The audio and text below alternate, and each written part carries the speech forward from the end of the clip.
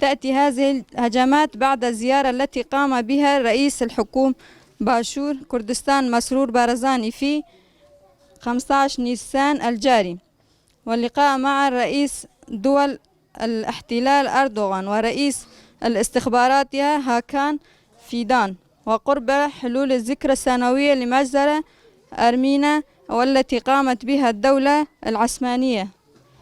تعتمد خطأ جيش الاحتلال التركي في هذه الهجمات على نشر قواته في مناطق في محاولات لتقطيع أوصال كردستان.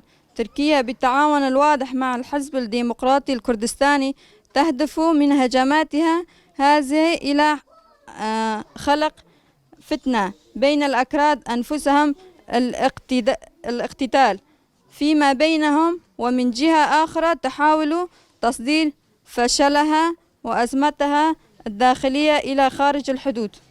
إننا في مجلس العام لحزب الاتحاد الديمقراطي PYD ننادي بهجمات الجيش الاحتلال التركي على مناطق الدفاع المشروعة، وفي وقت نفسه نؤكد بأن مهما حاولت دولة احتلال التركي شان هجماتها إلا إنها لن تنجح في أي هجوم يستهدف كسر إدارة الشعب الكردي، وستتلقى دولة تركيا فاشيست الهزيمة كما هزمت في سابقتها.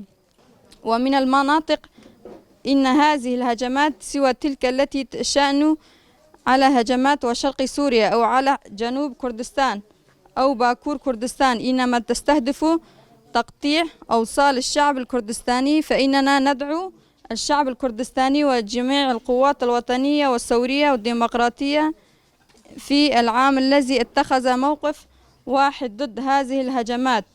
بالضبط. ومتينا منطقة جيارش مشكفتة بالهندارة المنطقة بهدينا نقطة كبيرة استراتيجية.